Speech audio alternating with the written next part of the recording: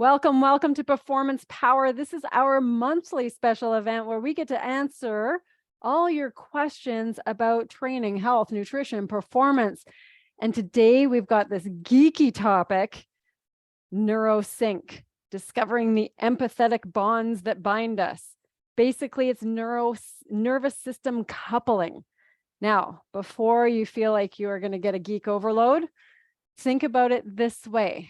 When you are lying in bed next to your loved one and nothing's been said, but you feel like something's off. You feel a tension, your body has anxiety in it. You're feeling like something's a little off. And you ask your partner, is something wrong? And they say, no. But you can tell by the tension. And then finally out it comes. Something happened at work, something happened in their life.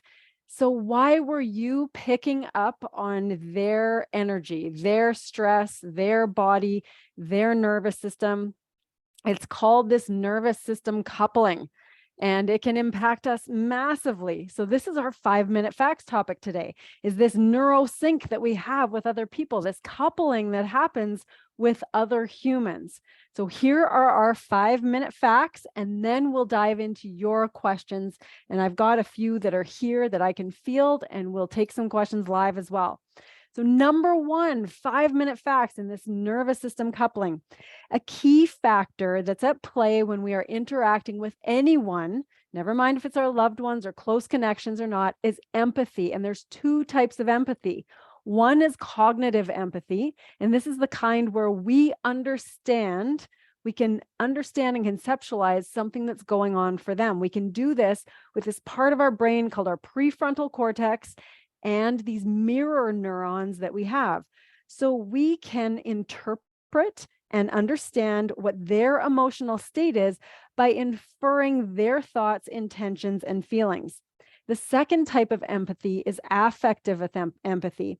And this is where we literally share their emotional state. We are feeling what they're feeling.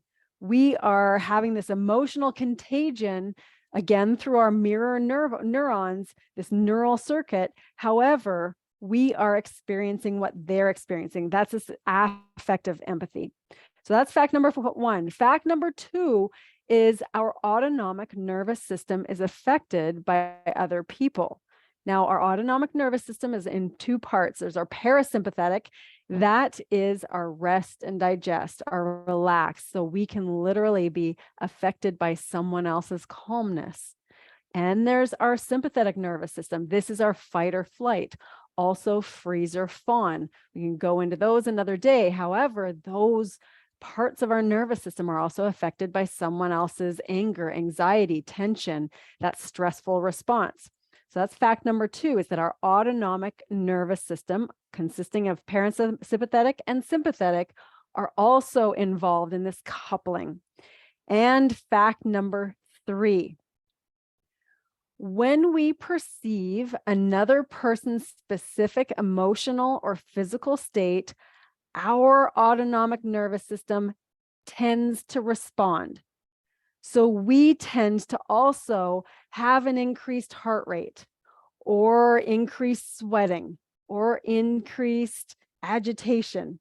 So, and also when someone else, we're observing their calmness, that is also affected. So that can trigger our parasympathetic nervous system to result in a decrease in heart rate and a sense of relaxation.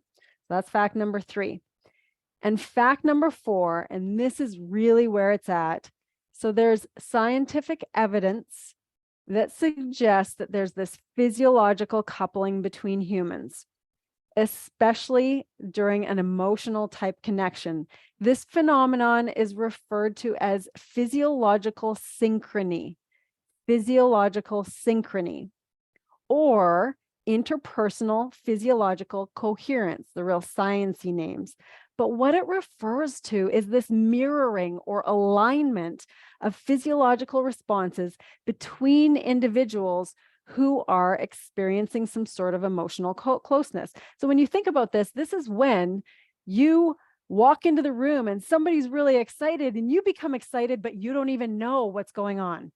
This is when Somebody's upset in a meeting and you find that you are physiologically agitated all day long because you've picked up their upset in that environment.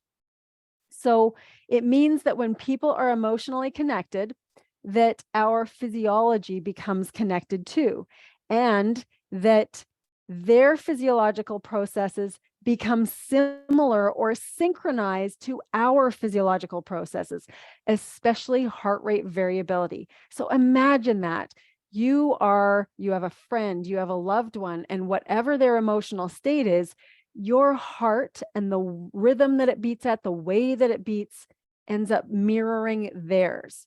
So this can be pretty profound if you want to be in a very relaxed and calm and focused state, yet they are in an agitated or angry state. So that's where it can really come into being a problem. And number 5 on our 5-minute facts is that when there is an uncoupling, so you've got this synchrony between another person, or there is a breakdown in the relationship, then we literally go through a withdrawal type feeling when we separate or uncouple from the other person. So there are a number of physiological and emotional responses. So there can be effects like increased physiological arousal. We're agitated, we're confused, there's emotional states of change, activation of our stress hormones, disrupted sleep patterns, sadness or grief, anguish or distress, anxiety or fear. You can imagine all of this in a breakup, a loss of a loved one, but it also happens whether the breakup is there or not, or whether someone has died or not. This uncoupling can happen when we're separated from their nervous system. So you can feel this type of thing happening when when their system is separated from yours. So this is a really profound thing that is going on behind the scenes all of the time with anybody that we are very connected to.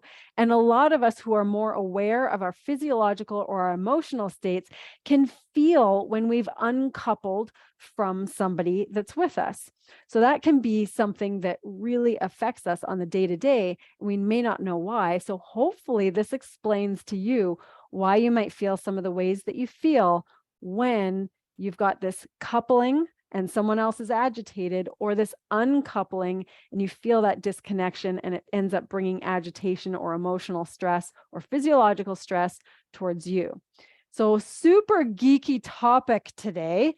However, I think it's so important when we are in those close work relationships, when we are in those close family relationships, and our health and our physiology and our emotional state is being affected by someone else. So those are our 5-minute facts today, and we want to open it up to questions. I've got some questions that people have sent in, and we've got some live options as well. So if you have a question on this topic, type it in the chat or unmute yourself. Or if you have another question on any other health, training, performance, nutrition topic that you want to ask. So we'll open it up for questions now. All right, Peter says, how can you reestablish that connection? So that's an excellent question. So there's a couple things. There's actually 2 possibilities here when there's reestablishing the connection or creating protection from being affected by someone else's connection. So the reestablishing the connection, one of the best ways, and there's a hormonal effect of this, is a hug. Now, the problem is that it may not be appropriate to hug your boss at work. However, a hug would do it. As long as it was a meaningful hug, as you wanted to hug, you wanted to get that closeness. And so the hug would be appropriate for the spouse, for the child, for the close friend. But that hug, and if it is appropriate and not not a sexual advance or anything like that, then actually going skin on skin. So maybe it's with your child or it's with your spouse, and you can lift your shirts and go belly to belly. That will create a hormonal response that will release oxytocin and release serotonin, and it will literally help you do this for at least 1 minute. And when you do it for at least 1 minute, it will help that physiological bond and that coupling occur again. Now, another way you can do it, say it's not appropriate to hug your boss or your coworker or someone else that you've got this coupling with, and you want to reestablish that coupling.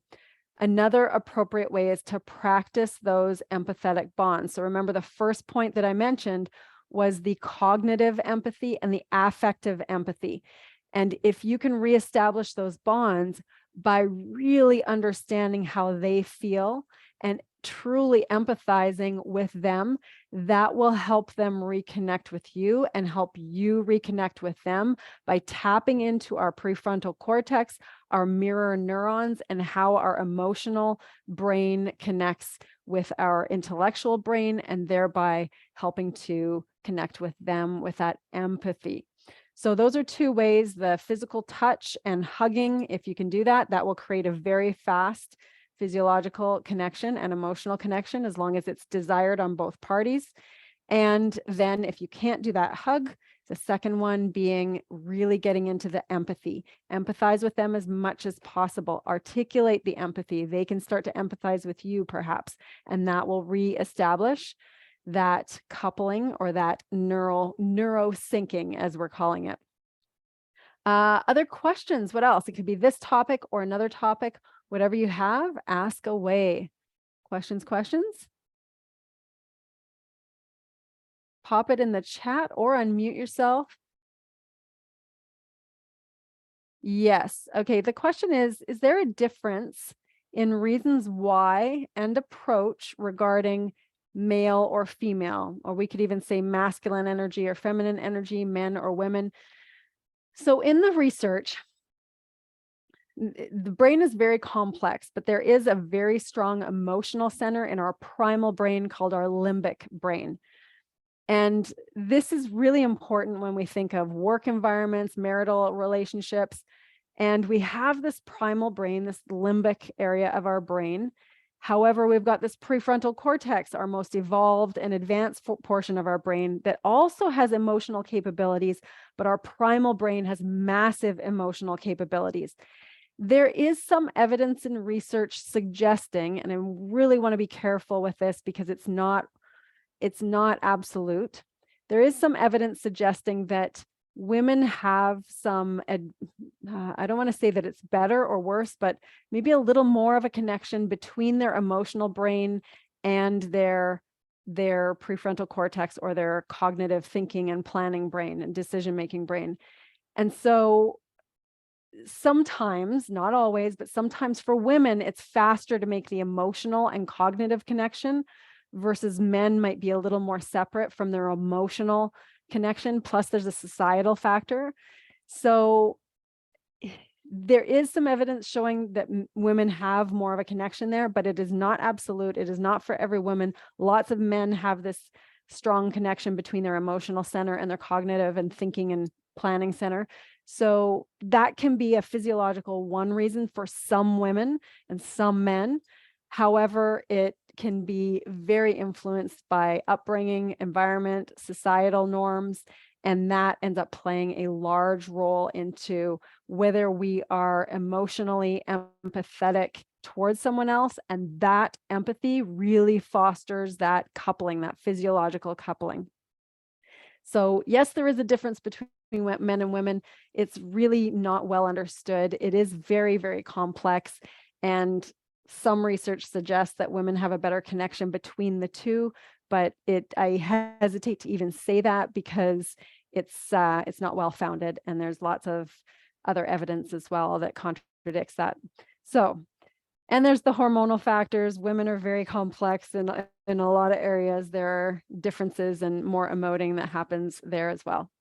So I know that that might create a little more mud instead of clarity on that particular question, but I think that's the norm when it comes to men and women as it is. Other questions that we have, I hope that creates more mud instead of clarity. No, I hope that creates more clarity, just in that it's complex and not well understood. Other questions that we have on this topic, and if it's not this topic, we can always go into anything else. It could be a rehabilitative training question, nutrition, health question, you name it. What do you have? Other questions? And if not, I had a question come in recently. Oh, do we have one? No. Okay. So I have a question here, and it has to do with libido. So this person anonymously asked, I'm going to bring this in here. Yes, this is happening right now. This person anonymously asked about their libido. They are the healthiest they've ever been in their life. So they don't understand why their libido has dropped. And I asked a few more questions of this person, and they also indicated that their stress levels were up a little bit more. And they weren't mentioning that in the beginning, but there were some things going on in their life and their stress levels were up. And that is ultimately what we honed in on, was the stress levels, because it wasn't just the libido that went down, it was also the feeling of connection with the other person. And here's what happens. When stress levels go up and cortisol goes up, the other thing that happens is that we simply are not able to perform our best in a whole slew of areas, including the empathy that I was talking about earlier. So when we are stressed or we are overwhelmed, that's when we tend to not show up as our best in any area at all. So it includes the libido. When cortisol is up, there can be some effects on testosterone, effects on overall adrenaline, and it doesn't tend to support libido. And this is where, with stress, it's not just something like libido, it's also when we express ourselves in our most loving way, that doesn't typically exist. When we're overwhelmed and stressed, we're not showing up as our best selves. We're simply stepping back into one of those states where, oh, I didn't really want to do that. I didn't mean to say that. That's not how I wanted to show up today. And when you say those things, that's usually due to stress. So to sum that question up without pointing to anything that's nutrition-based or exercise-based, because this person is very dialed in on those realms, it ended up pointing more towards the stress. And the stress has a very, very big impact on our lives overall. So that was one of the questions that had come in. And I wanted to address it in a way that allows other people to see some of the impact of stress. It's not just on us. It ends up being on our sexual desire. It ends up being on our loved ones. It ends up being on our overall performance in how we can be productive in our work lives as well. So that was one that I wanted to address because I thought it would be helpful for other people, and I figured that no one would ask that live. So that was the assumption that I made. Other questions? What else do we have? We've got time for about one, maybe two more questions. Any live questions? Want to give another chance there before we go into you can unmute yourself or you can pop it in the chat. Just have a couple people on today. We have a low number, so not a huge audience. Okay, we'll go to another one of the questions that came in. This one stemmed from what was the topic we had a month ago? It was all about poop. So what it prompted was the person started to observe the toilet bowl, and they noticed that they were floating and sinking. Again, I'm going with the greatest topics here on the questions, but these are what's coming in, so I got to deal with them. The floating or the sinking. And the person realized that they now, as they changed how they were eating, had more sinking bowel movements. And they were unaccustomed to this, but they had heard on our last thing that this was healthier than floating, but they didn't understand why this was happening. And the only thing that I could figure out when I took another look into this is that everything that points to whatever we're eating producing more gas. And when we're eating something that's producing more gas. It's not necessarily that it's us producing our gas. It's that the bacteria that's feeding off of what we're eating is producing more gas. And I'm not talking about our own flatulence. I'm talking about gases that are in the bowel movement. That's what makes it float. So it's the bacteria that is actually doing a lot of things. And when we're feeding food to certain bacteria, they end up responding in different ways, and then that affects our bowel movement. So when we're feeding food that really feeds the good bacteria that we have and is really nutrient dense for us, then it tends to be a sink and a less of a less gas content filled and more substance content filled. And that's what ends up impacting the poop. So that was a follow-up question from our last performance power. And however embarrassed I am with talking about it, I think it's important to be able to talk about it openly and freely, because this is what's going on in our lives, right? Libido, nervous system coupling, poop. It's how we optimize our performance as leaders and people in life. So that's where it all comes in. All right. Any other questions live? What do you got? Do we have another question here? No? Okay. Here's one more. We've got time for one more question. And this one was about an old ankle injury. So the person writes, I sprained my ankle 20 years ago, and it hasn't been a problem for the last 15 years. However, now I notice that I have more cracking in that ankle and it tends to feel stiff. It's not moving as well as the other foot. Is this something I should be concerned about?